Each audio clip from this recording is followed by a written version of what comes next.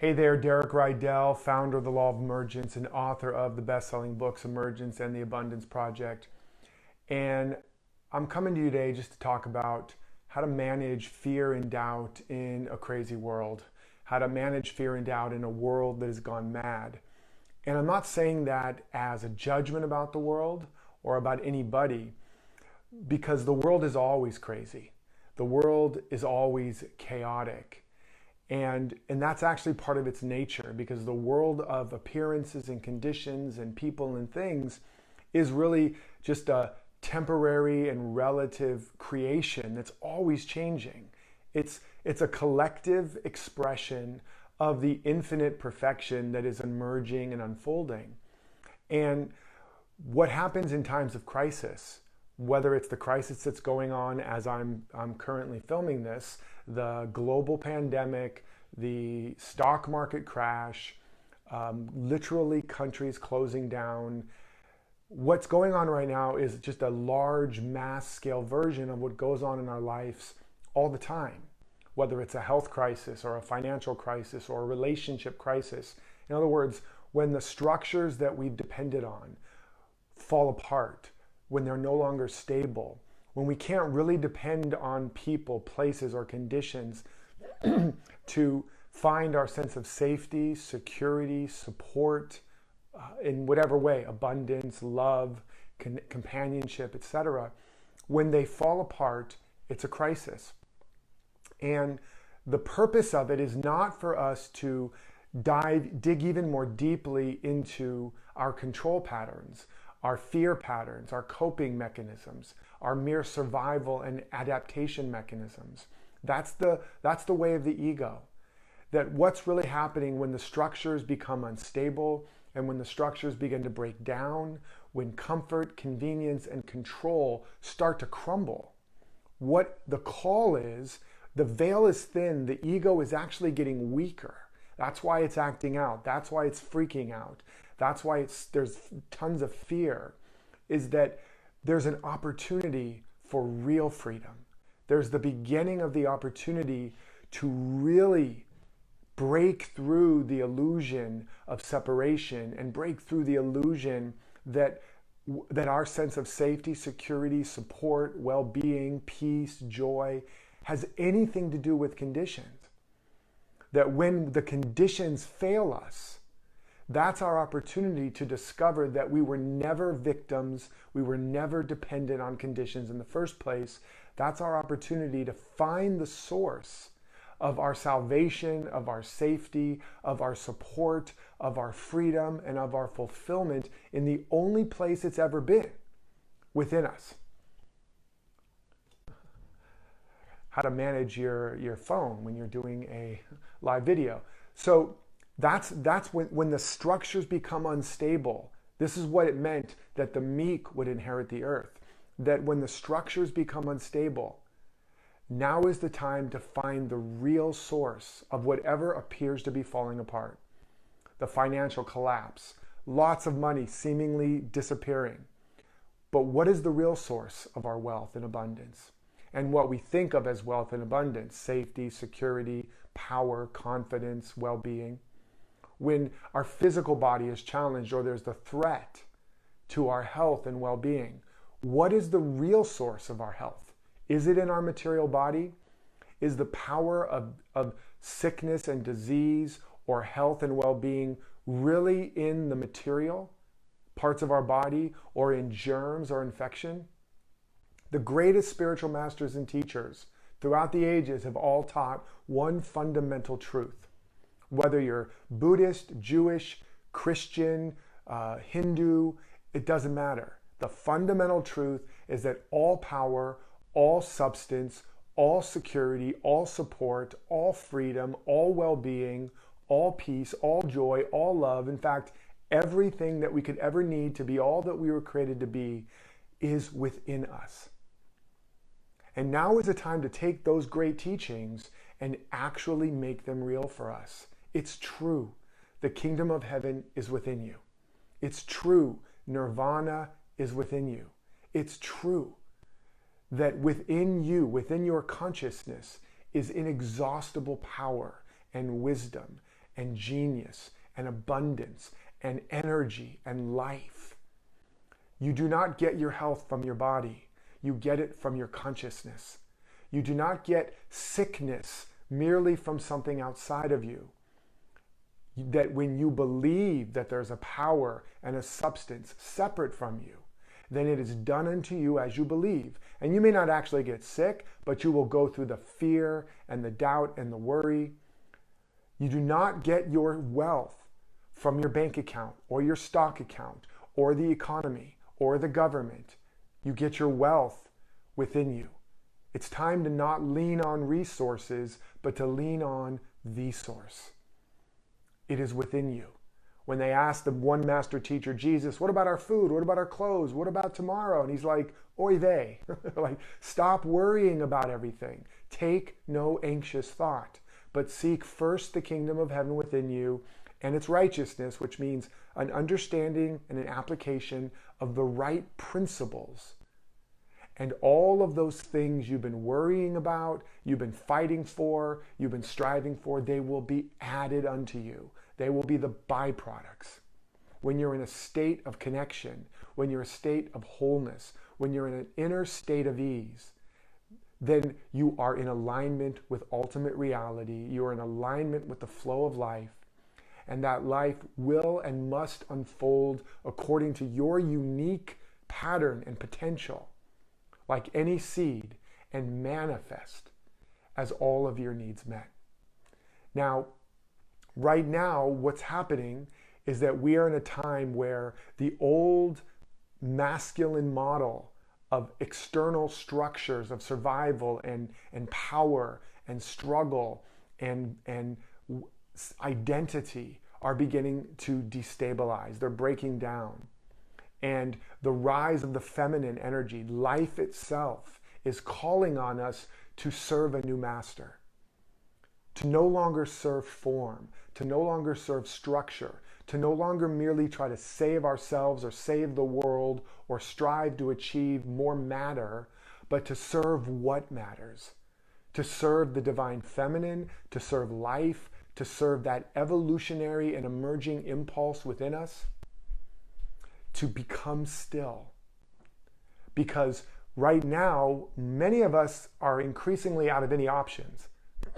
With everything canceling and closing down and self-quarantining, we're really being asked, become still. Become still. Listen more deeply. What is life really saying to us? When all the noise starts to die down, when we cannot distract ourselves by going here and there and keeping busy as easily, we create a space to finally listen to what is life saying within us. What is life wanting to be as us? What is life or evolution trying to emerge as us? We are in a powerful time. There is a greater world and a greater way than we can even imagine, trying to break through, trying to emerge. I'm telling you what I know for sure. And I'm in it with you. I've watched my portfolio get just destroyed. I've experienced physical symptoms. My family's experienced physical symptoms. I'm having to cancel events. All the challenges are happening.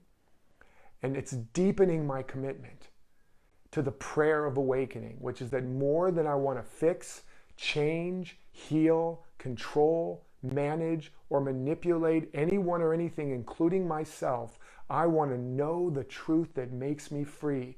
I want to see with the eyes of God. I want to feel with the heart of God. I want to know with the mind of God. Make me an instrument, a purer, clearer, stronger instrument of life and love and truth, beauty and abundance. Make me a clear instrument of reality, of love. This is our prayer now. Make that commitment, set that intention, let that be your daily prayer. More than I want to change or control or fix anything or anyone, I want to know the truth that makes me free. I want to be a clear instrument of the highest truth, of the greatest good for me and for everyone that I'm connected to. Use me, life. Use me, love. Use me, truth. Whatever your concept is. Even if you don't believe in any of that stuff, use me, evolution. Use me, evolution. Because there is an evolutionary impulse. It's speaking to each and every one of us in a language and in a way that we can understand. But it needs us to sit our butt down, to get quiet, to stop focusing on matter and start focusing on what matters. To start asking more important questions. Who and what am I really? Why am I alive really? What is really life trying to do as me? What is life up to as me? How can I be an ever greater instrument of service and love and compassion and truth in my family, in my community, in my business, in my work, and in the world? When comfort and convenience and control are crumbling, we're being asked to begin to embrace deeper values of compassion, connection, and more expanded consciousness. We're being asked to begin to really identify what matters. We have time now to do that, to connect with our loved ones, to connect with our deepest projects, to connect with our greater purpose. This is not a mistake, and this is not a disaster. Now, I'm not denying or diminishing the facts. People are dying. People are scared. People are hurting. Economies are crumbling. Jobs are being lost. Yes, those are the facts. But they're not the truth. There's a deeper truth trying to emerge in us. And for you light workers and truth teachers and truth seekers and truth tellers and healers and coaches and artists and authors, what are you going to teach? And what are you going to share? And what are you going to give to the world? If not the deepest gift, which is your presence. And how are you going to give that? If you have been so caught up in the busyness and the noise and the chaos of the world that you haven't been able to unwrap and open the gift inside of yourself. This is your time. I promise you, with every fiber of my being, something amazing is happening. Something amazing is emerging. Life is calling us. Let's not let it go to voicemail again, where the universe gets the message, mailbox full. Let's make a deeper commitment to become still more often, to ask deeper questions. Why am I really here? Who am I really? What am I really made of?